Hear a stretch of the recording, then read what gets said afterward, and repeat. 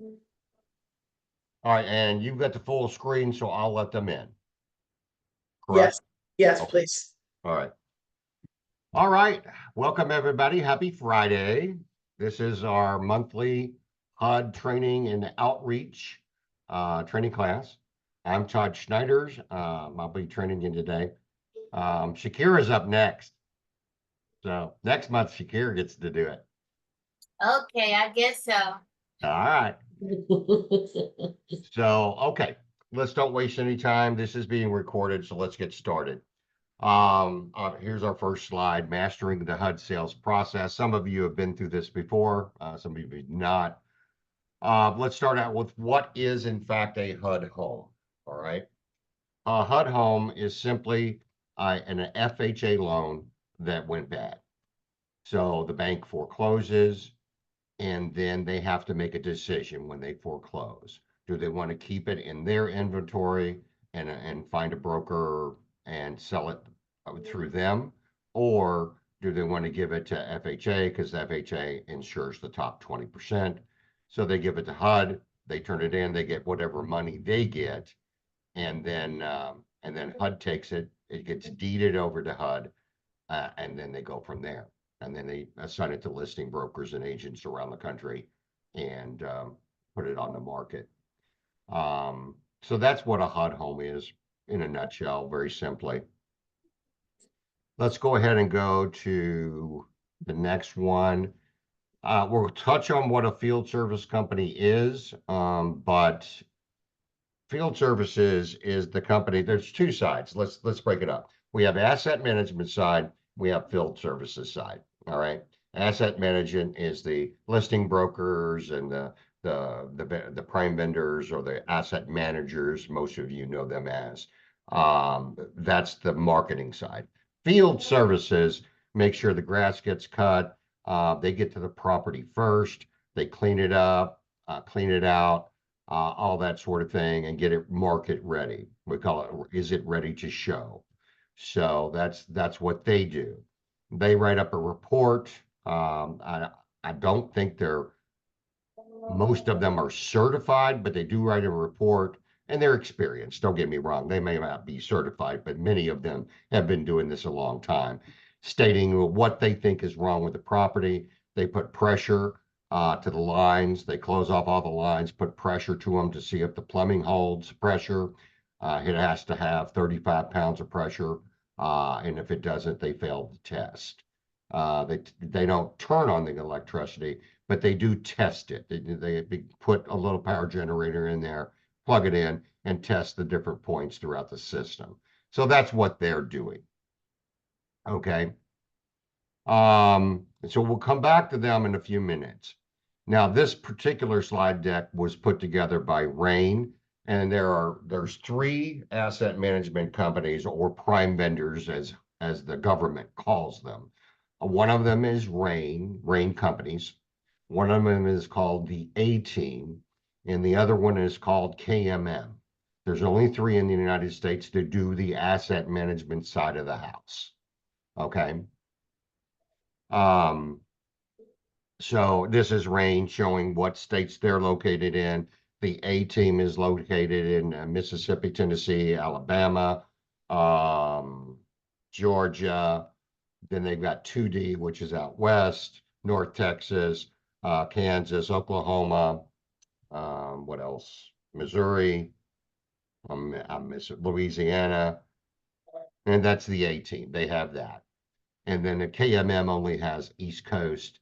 I think there's like 4 or 5 states, Pennsylvania, Virginia, West Virginia, DC, Maryland, Delaware, I think. Anyway, and that's KMM. So there's 3 different types, and then we're going to get to them because there's some differences. There's the same, but there are some differences in the procedures when you have a bid accepted by HUD. So we'll get to those in a few minutes. Okay, the selling agent role, obviously, I think that's pretty self-explanatory. That's your job to get out, find properties for your buyers, and sometimes you run across HUD properties, And this, we're talking about how to get through this successfully, smoothly, and get a nice, clean closing as quick as possible. If you go to the next one, they're just stressing here the critical role that you all play. Let's go to the next. Okay. When you submit a HUD bid, all right, your broker, unless you are the broker, your broker must be registered to bid on HUD homes. Okay, it's called an NAID number. Here's the name and address identifier.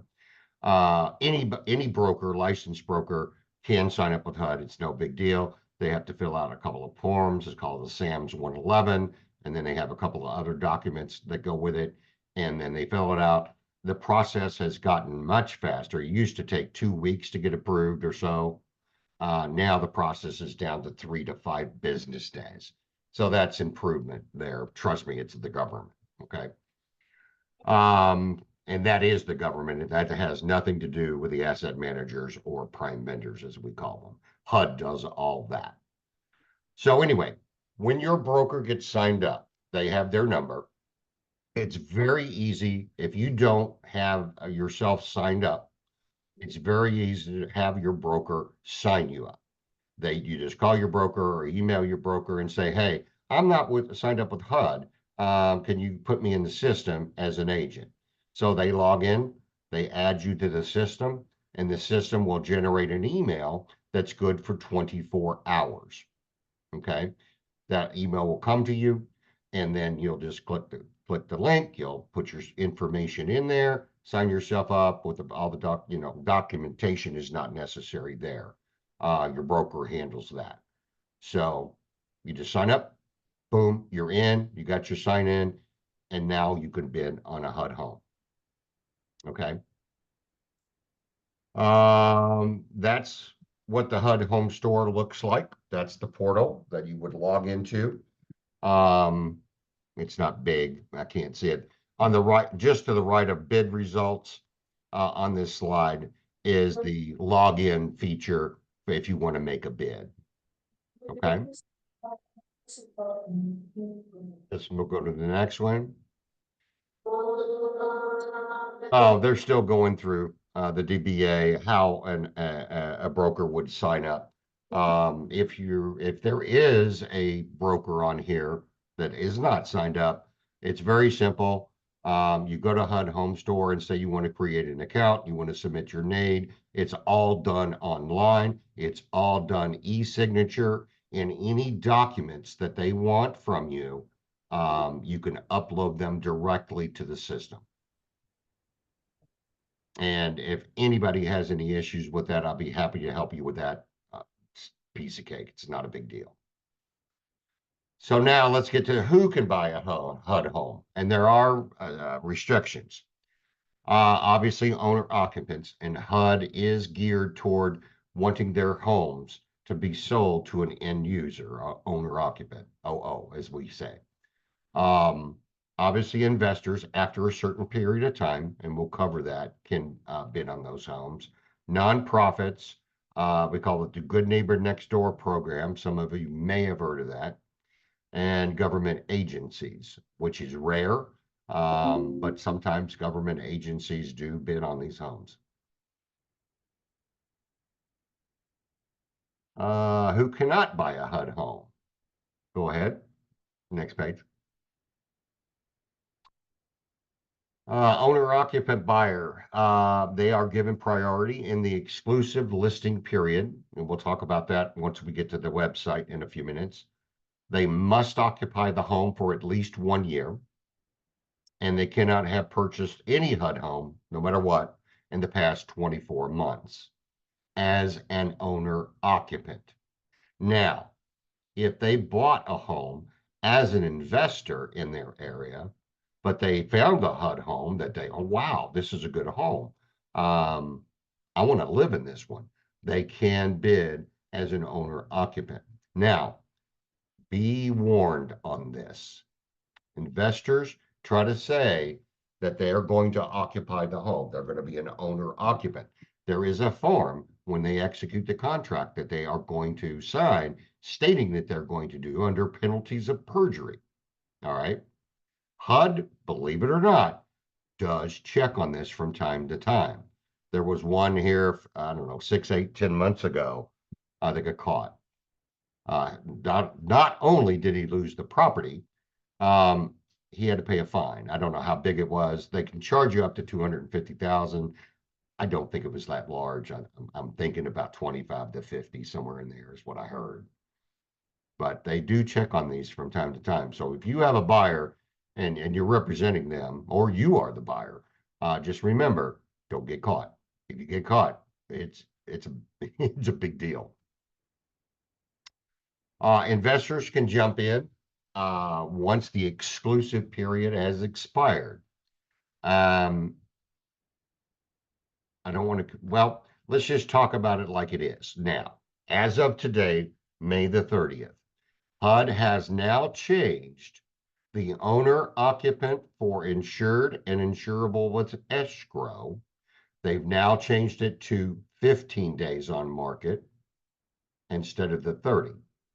That went into effect at 12:01 this morning. So any property that gets listed today forward will be 15 days on market for those. And the uninsured has always been 5 and has never changed. 5 days on market for owner occupants. And then the investors can jump in on day 6. So this is an improvement. All right. Because if there's no activity on a property, they have to let it sit for 30 days until the investors get there, and they're usually waiting. So the Good Neighbor Next Door program is for police officers, school teachers, EMTs, people like that, where they can make an offer on a HUD property, and it's 50%. All right, it's 50%. Whatever the list price is, they can make the bid for 50% of that on the G&D, and those homes are identified on the HUD Home Store website. They do identify them and mark that they are. And they can do that. They must live in it for 3 years, and they sign a document stating so. And if they do sell within the 3-year period, they have to pay the difference in that 50%. And it's prorated over that 36 months. So if they live 2 years and need to sell, they owe a year's worth of the difference in that 50% discount.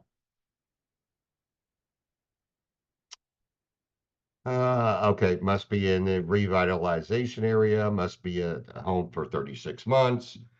Oh, this is new. Buyer nor spouse may have owned title to a property in the last 12 months. Interesting. In other words, they were renting. Oh, can you go back? I want to talk about.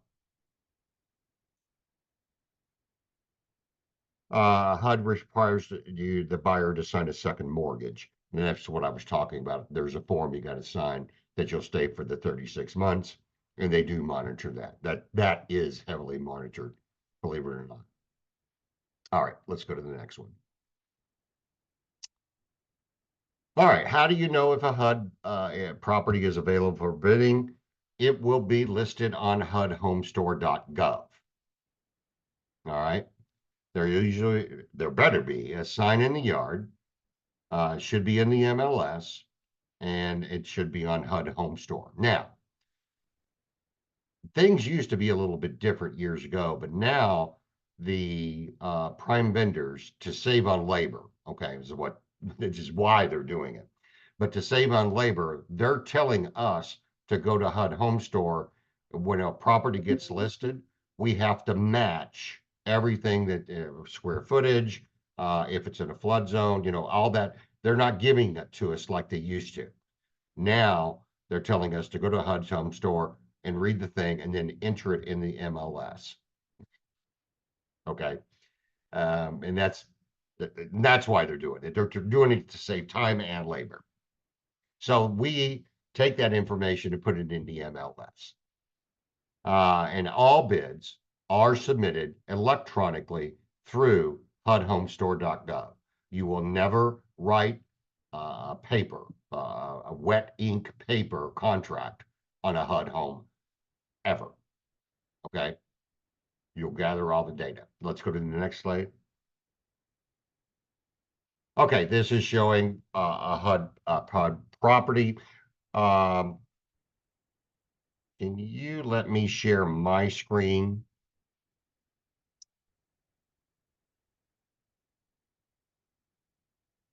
Oh, I already have it up. There it is. Okay. Here, when you first go to HUDHomestore.gov, I mean, you probably can't see that, but all the people are there. You can sign in right here. That's what I was saying. That that snapshot to the right is your sign in over here. So anyway, you can search by a map search, and if they're grayed out, that means there's no HUD homes in those states. So you can go in, let's just pick a state, Illinois. And let me just grab one. Let's just open one. Oh, that's the one I want. That's the one I'm looking for. Okay. So you go in here and you look around, and here's your period of time right here, 2 days, 11 hours, which is the exclusive period. Or is this exclusive? No. No, it's not. Let me find an exclusive one. Yeah, this is a new listing. Let's do this one. They got 2 days, 11 hours and 41 minutes left for that first period of time. When a HUD property gets listed, it's 10 days on market and they open up bids on the 11th day, unless it happens to fall on a Saturday, Sunday, or a federal holiday like a Monday. Okay. So that it's on market, simultaneous bidding for the first 10 days on this particular case, insured or insured with escrow. And then at the day 10, they finish up the offers, and then day 11, they open them. If there's an acceptable bid, you move forward. But anyway, we'll get to that. But let's show what it is. So this is exclusive. They got 2 days, 11 hours, and 41 minutes. And if it's in a revitalization area, that will be green. If it's on the National Registry, it will be green. FEMA, if flood zone especially. And an appraiser is the one who provides this information. If it's over an airport zone, it is 203K eligible, and it is eligible for the $100 payment. And you can find the listing disclosure here. You click on it, bring it up, and there are no repairs recommended on this particular property. So that's their listing disclosure. That's it right there. That's all you get. And you got your lead-based paint on here. So in other words, these links do work, and you can give these to your client and just download them. The PCR is another one that people like to look at. And this is provided by the field services person. Okay. When they did their testing, this is they fill out another form that's huge with a lot of photos on it. But this is the condensed version. Did it test, water test? Yes, it did pressure test. They put a generator on things, applied, in other words, they winterized the home and they didn't find any active leaks. It's very basic, but there is a longer form that they actually fill out that we get to see. So anyway, so that's the information there. So I'm not logged in here, but if I did want to submit a bid, I go ahead, it says, oh, log in right here. So it'll log you in and you can submit your bid. But I just wanted to show that those links, they do work if down here, especially. That's for information up here. And this is lead-based paint, environmental compliance record. And this is provided by the appraiser.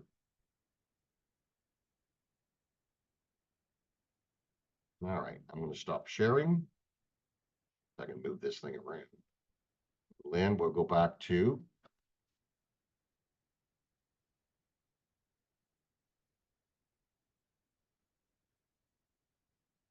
Can you find it?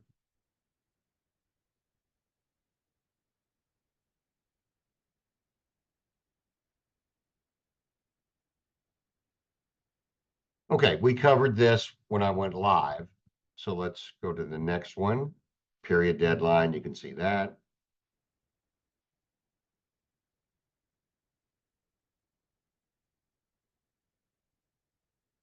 Let's go ahead and, yeah, let's just keep going.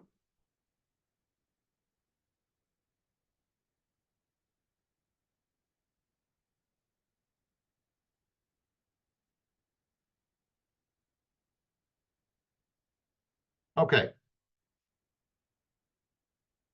Bid awards. All right.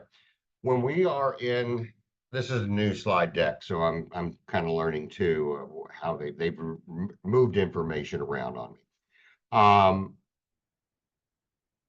When you submit your bid, as I said, for properties that are insurable, FHA, and that's what it means, FHA insurable or FHA insurable with escrow, 203B with the escrow. Okay, that's the loan type.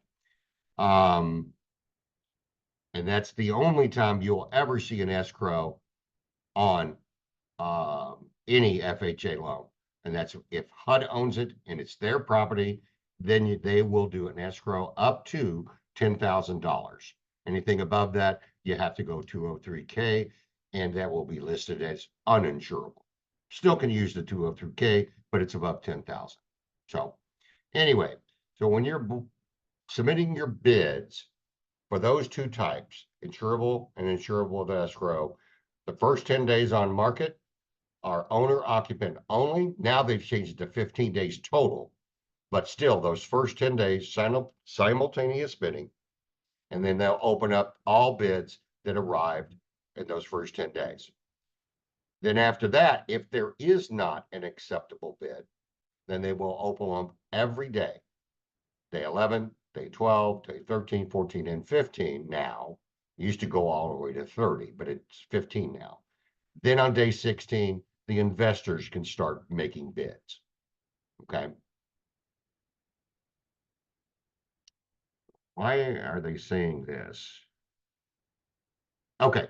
I think what they're saying, there's a slide on here. What they're saying is that you submit your bid today.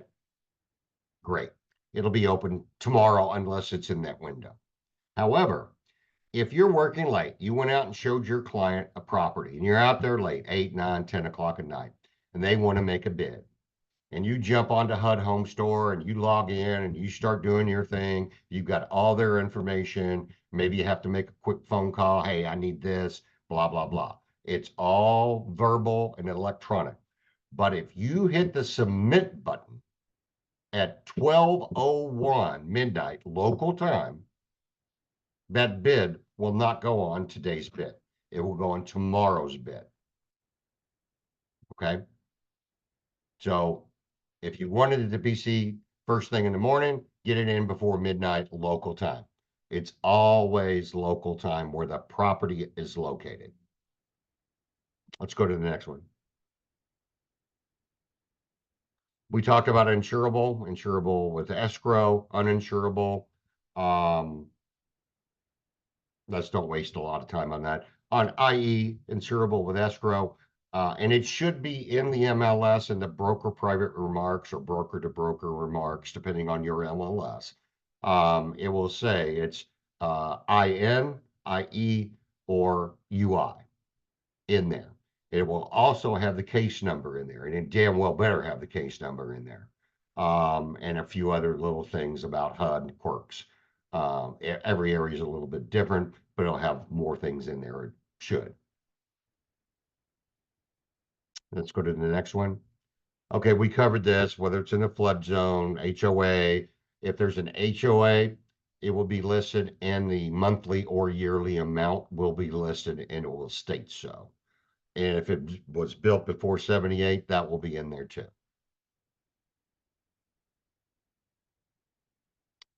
They do have lottery rounds, and those are usually homes that are in a revitalization area. They don't have to be good neighbor next door, but they do have a lottery round. I think that's 7 days. That nonprofits, government entities, and that's all they can bid on it. Homeowners, nobody else can bid on it except those when they're in the lottery round. They will not be in the MLS in the lottery round, but you might see them on the HUD Home Store. Okay. Then after that, if nobody bids, I've only sold two, and I've been doing this 15 years, and I've sold 1,500 plus HUD properties. I've only sold two in the lottery round, so it's rare, at least in my area.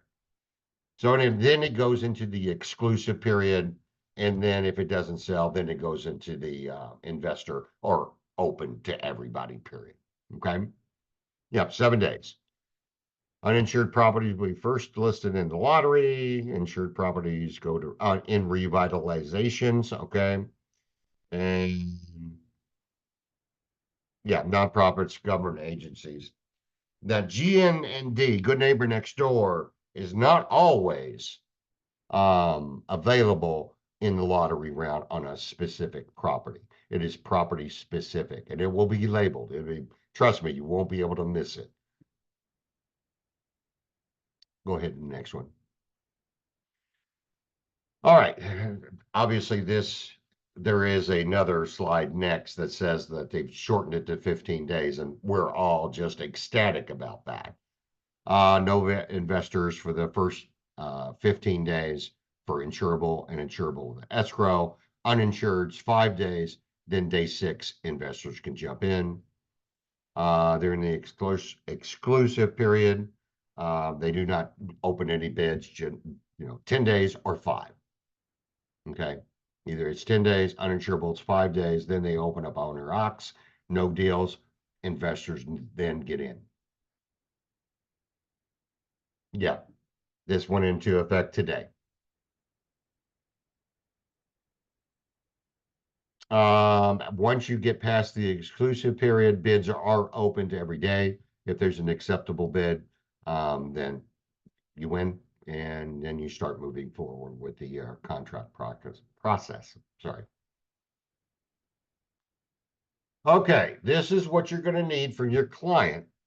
All right. You're going to need their sales price. You're going to need their type of financing. If they're requesting any closing costs, whether it's conventional or FHA or otherwise, they're going to put a dollar figure amount. HUD will pay up to 3%. Okay.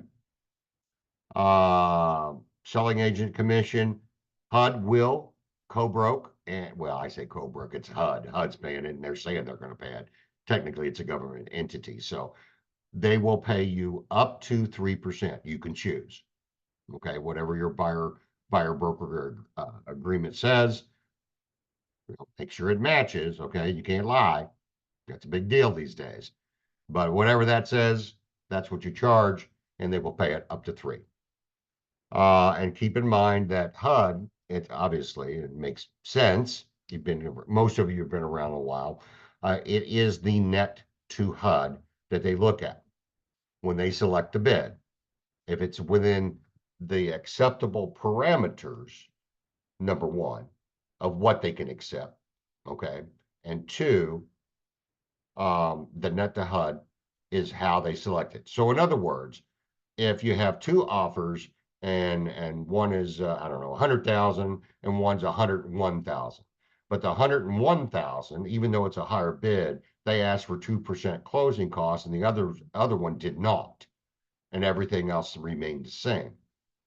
The 101 would probably lose that bid to the 100,000, whether it's financed or cash. And that's the great thing about HUD. They don't care if you have a cash buyer or a financed buyer. Everybody is on equal footing. If you know anything about REO, a lot of times the banks like Wells Fargo, PNCs, and those type of banks, they will take the cash offer, even if the financed offer is a little bit more than the cash deal. I've seen it happen many, many times. Okay. and the buyer type. Now, investors will be great if investors cannot bid on that property, the investors will be grayed out. In other words, you can't click on it. Okay. Now, this is important. Go back on the buyer's name.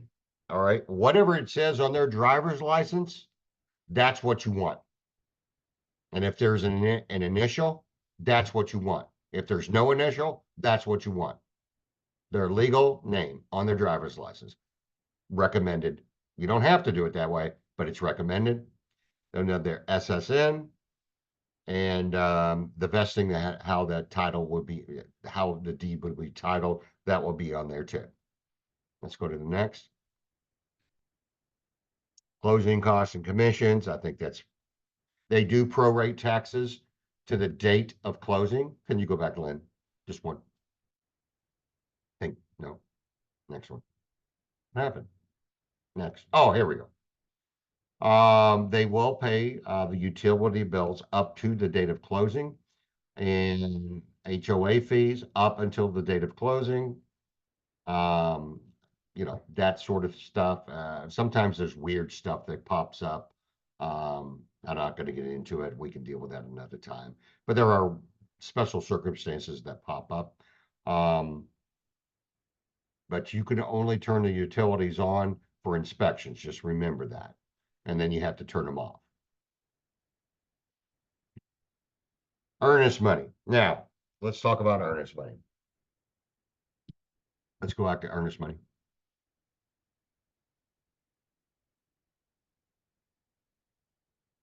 All right, earnest money.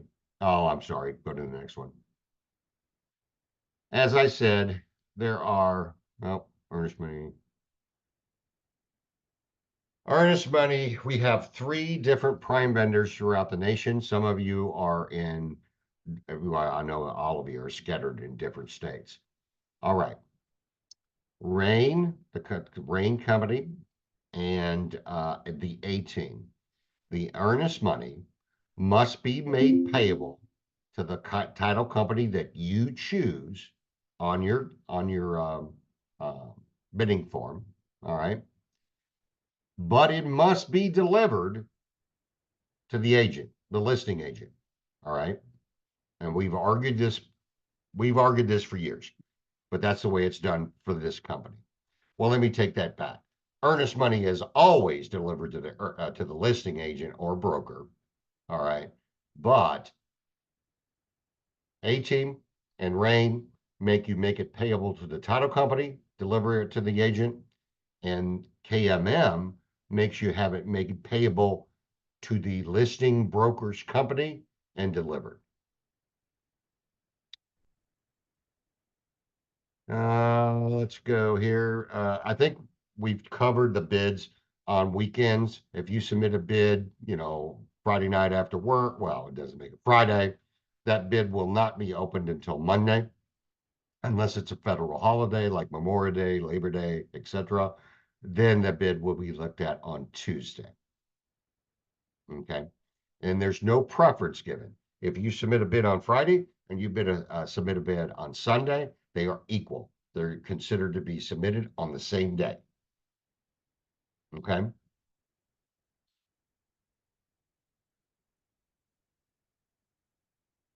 All right. If they don't have an acceptable offer that they are allowed to accept, they have gotten now into the habit of sending out counter offers. And they will send you an email saying your offer is not accepted, but we would like to give you this counter offer.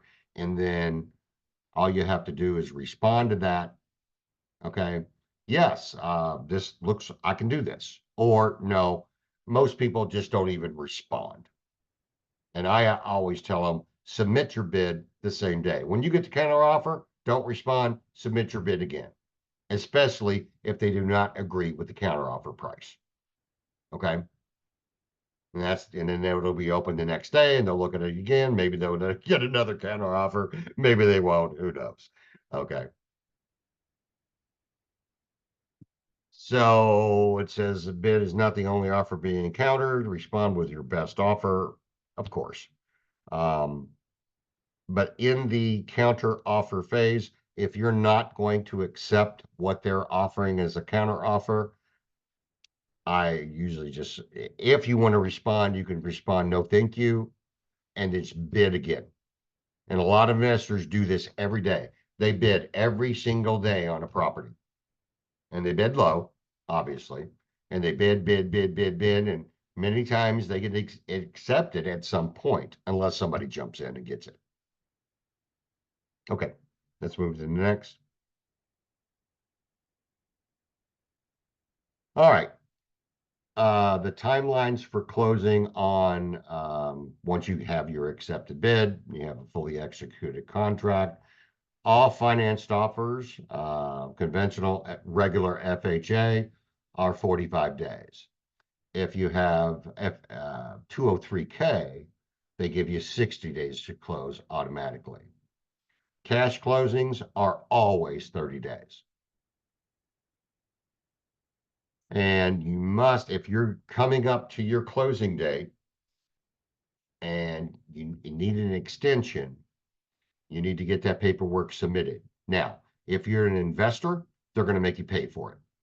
They make you pay for 15-day increments, and it depends on the price range that you're buying in. It's either $10 a day for 15 days, $15 a day, or $25 a day for 15 days.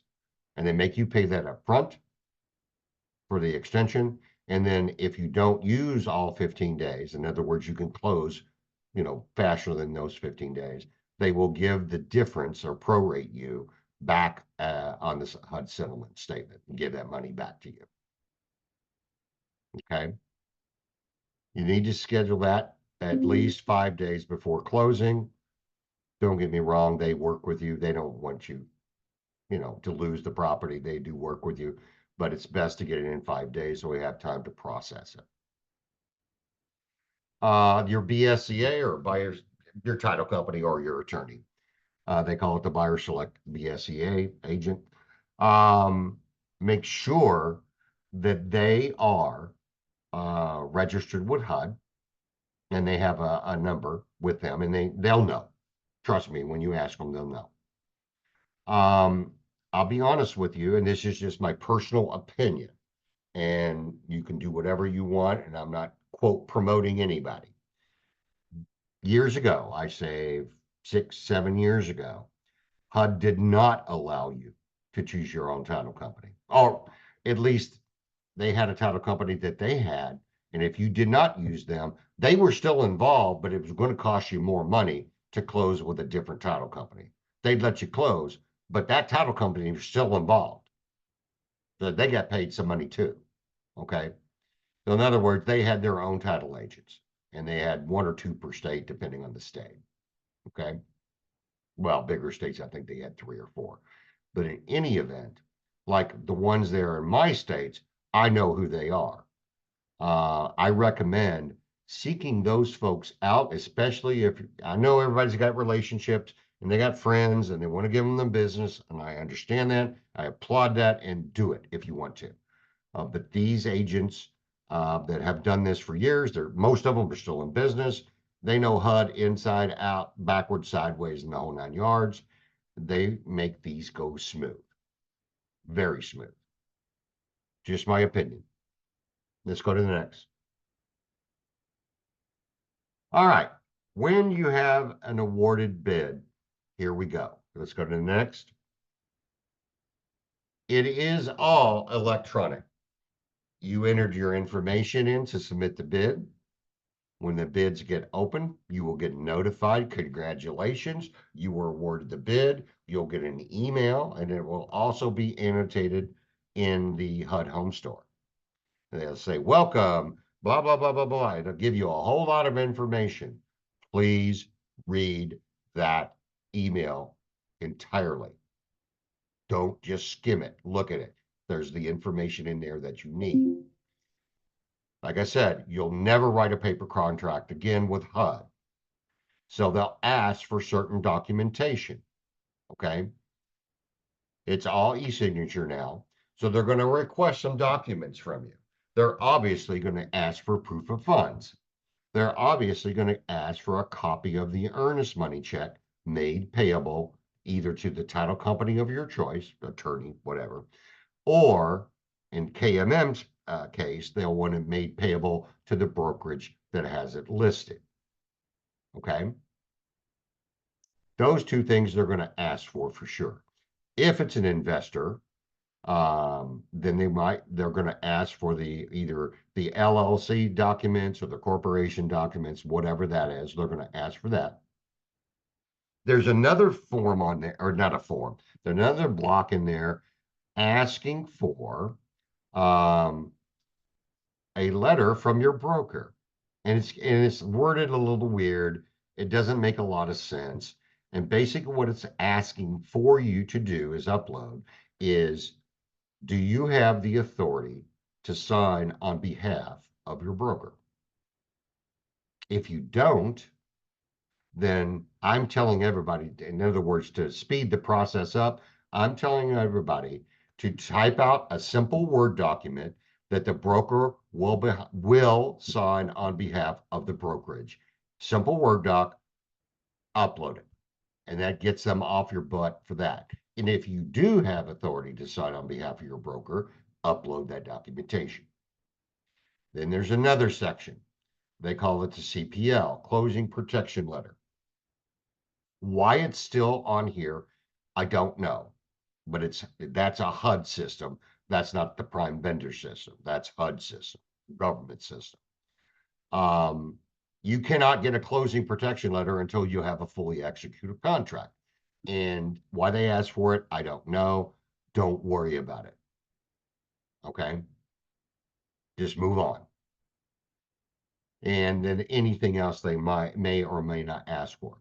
Once all of your documents, when it comes to earnest money on the 18th, let me just touch on this. Earnest money on the 18th has to be delivered, like I said, to the listing broker or agent. However, that person, one of the procedures with A-Team only, Rain and KMM don't do this. They rely on the broker, the listing broker, to report, yes, I have the copy. Here's the copy of the check. I have it in my possession. But A-Team has you, the listing agent, fill out an EMD form stating that they received the earnest money from you as the buyer agent, and they will give it to you. And that's one thing that you will upload into the P260 or Yardi, the HUD Home Store. Okay. That one thing you will upload that only for 18. Okay. So once you have everything uploaded, you're going to verify the purchaser, the BSA, this, that, and the other, and that's on you. And you need to watch that closely. Okay, make sure everything is correct. Everybody, the way everything is in the system, you click verify the purchaser, verify set as primary purchaser, and then save it. Once it's saved, you can make no more changes. Okay, let's go to the next one. Okay, up EMD. Let's go to the next. You have 2 days, 2 business days. Okay, when it comes to the e-signature contract, once everything's been submitted, the e-signature contract begins.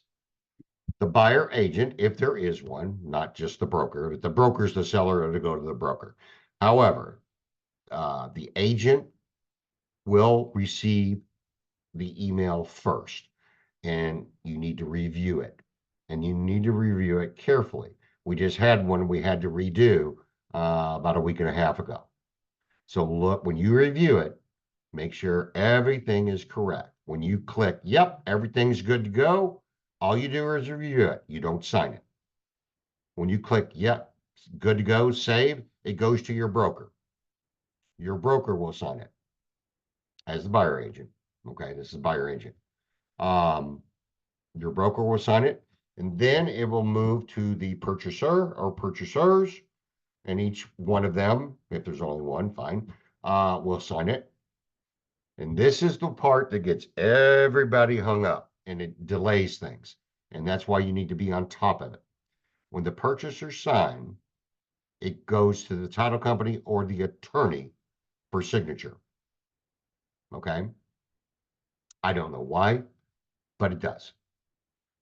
So they have to sign it next. And sometimes this can get delayed 2, 3, 4 days. It's a mess. So stay on top of your title or title company or attorney to make sure they sign it. That's the last step. Then it goes back to HUD for final execution. And they're usually pretty quick about it. Okay. Now, okay, they're showing. Okay. And this is rain, but it's either A team or KMM, either one. And then boom, as soon as they sign it, the clock starts ticking. You got 15 days for inspections, all that stuff gets started at that point. You'll get a copy, we'll get a copy, everybody gets a copy. Okay, let's go to the next. Pretty self-explanatory. We can go ahead. All right, properties built prior to 78 will get, let's move to the next one. They'll get a 15-day diligence, I can't even speak. You must get permission from the field services manager to have utilities turned on for inspection. Now, they do charge roughly an average about $150 to have the home de-winterized. And they also give you permission to turn on what utilities, electrical, water, whatever. If it failed a pressure test, they're not going to let you turn on the water. The best you can do if you want that system tested is get a licensed plumber out there and have them run smoke through it. And then you can see it's colored, either red or blue or whatever. It's colored, and then you can see as it seeps out where those leaks are at. And that's the best you can do if they say you cannot turn on the water. All those fees are paid by the buyer. Everything is on the buyer. Inspection fees, the $150 roughly, de-winterization. Most utility companies will, once you have your contract, they will, most of them, some of them will make you pay, but most will let you turn on the utilities for inspection and then turn them off like 3 days, a 3-day window or something like that. Now, some municipalities, they're butt heads and they're going to charge you.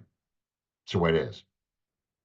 Turn off the utilities after your inspection, and the buyer agent must accompany the people while they're performing the inspection.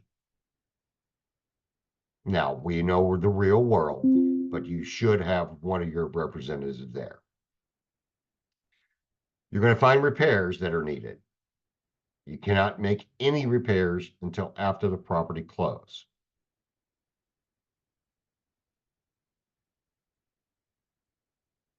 Extensions, we talked about the extensions, 15 days, etc. If you do not make an extension and you don't do anything and you drop the ball, at some point they're going to cancel that contract. They'll work with you if you're a couple of days late, blah, blah, blah, blah. But at some point, they're going to cancel the contract and you're going to lose your EMD.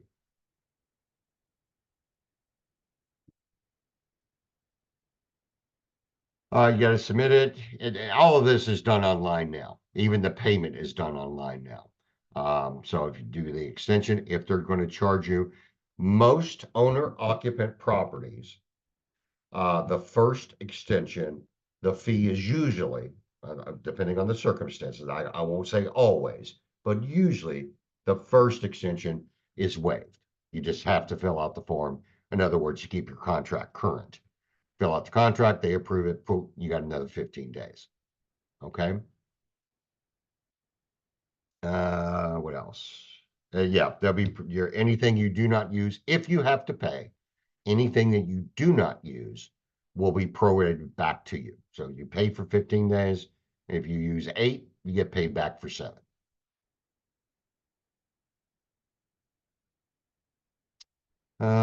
Don't allow it to expire. You can submit to have your contract canceled. That is also done online. There's a form online to do that. And usually they'll, if you're going to fail it and cancel the contract for a failed inspection, you'll want to they'll ask for the inspection.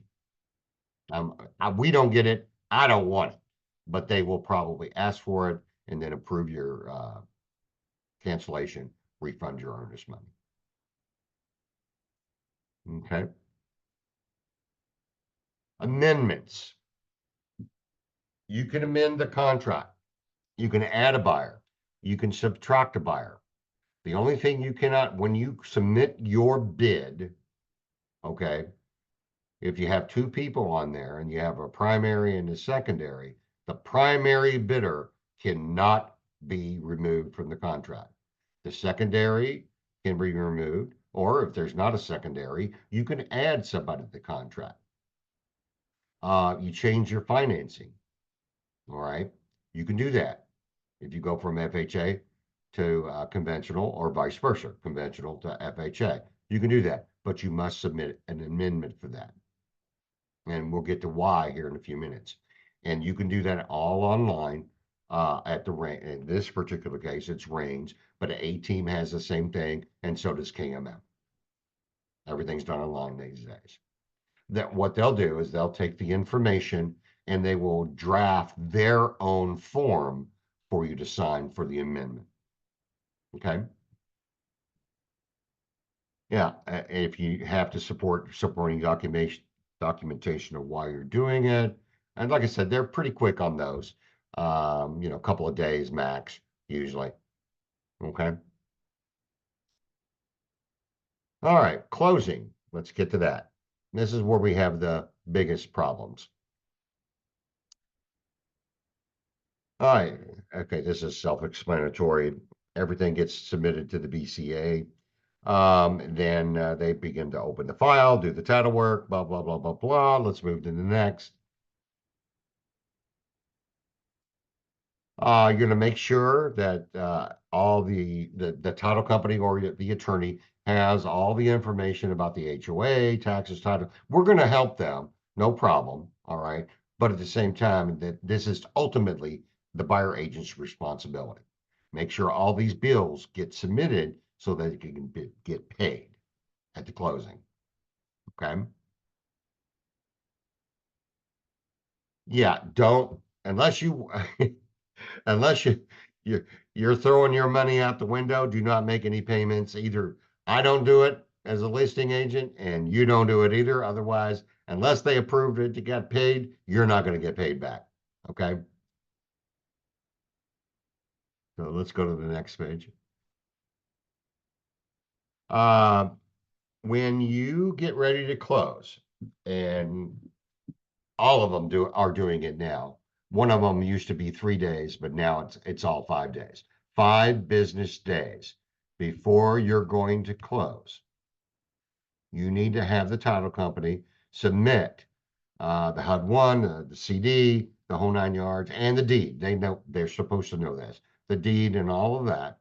Now we know that there's going to be some adjustments made as during that 5 days. Okay, minor adjustments. They're going to say, oh, no, no, no, we don't take care of that on that line. We take care of it on that line, or whatever.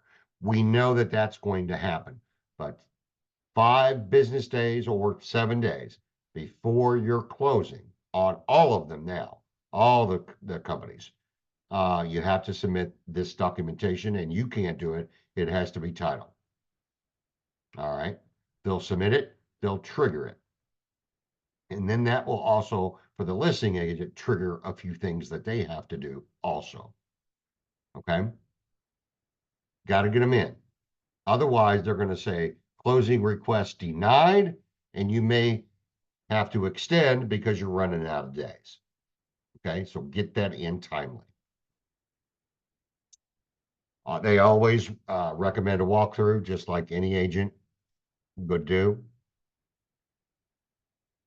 And no, and also doing a walkthrough, because the listing agent has they usually trigger it at day 5 before the closing date.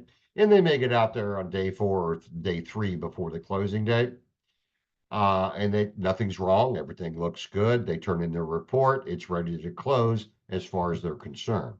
But let's say day of closing or the night before closing, you're walking one of your people through that property doing your final walkthrough, and you notice that something's wrong. You see a roof leaking. Somebody stole the air conditioning unit. There's vandalism. All right. You need to let us know right away. Let the listing agent know right away, and they will get out there. If you can give us some photos, that would be great. But if you can't, they'll get out there right away, check it out, take the photos, turn it in, and your closing will probably get delayed a little bit. But they're not going to charge you for that. Now, will they make repairs? No. I have seen in the past a few times that, let's say, an AC unit got stolen. The most I've ever seen them give for a stolen AC unit is $500 as a credit at closing. And I know the buyer stole it because they wanted their $500. Okay. Could I prove it? No, but I know that they did. They were an investor. Anyway, those things happen. So just keep in mind that HUD isn't going to repair anything unless there's a leak or something, and they may have to get field services out there. And all they're going to do is patch it. They're not going to replace the roof. Okay. The agent's going to get you into the property for after closing. You take possession. They're always post closing possessions. And let's see, the BSC. You don't really need to know that because that's a title company's way of doing it. They know what they need to do, and you don't really need to know about it. Is that it? That's it. All right. Let's talk about a couple things, some little tricks and tips. All right.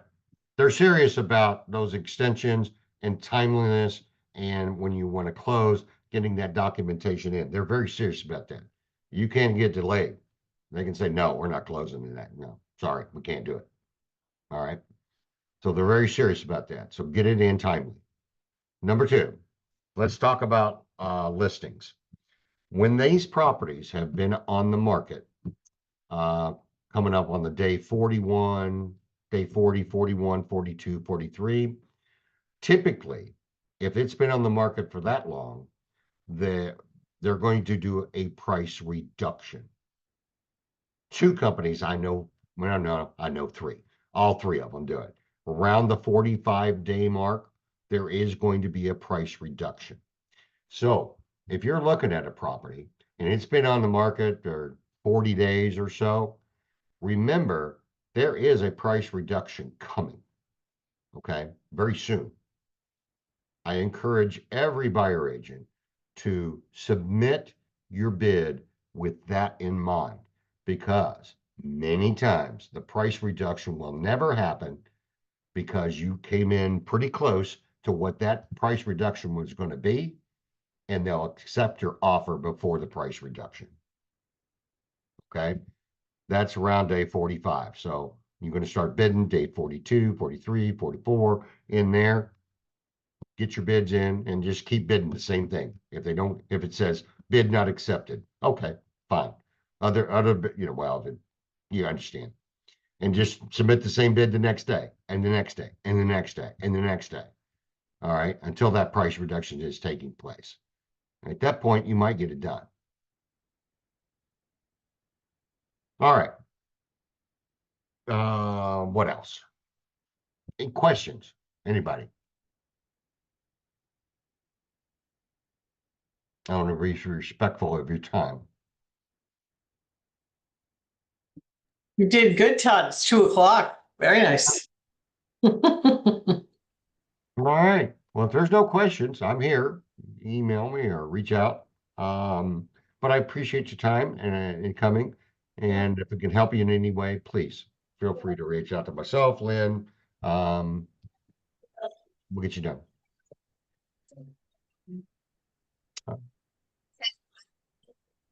The answer to your question is yes.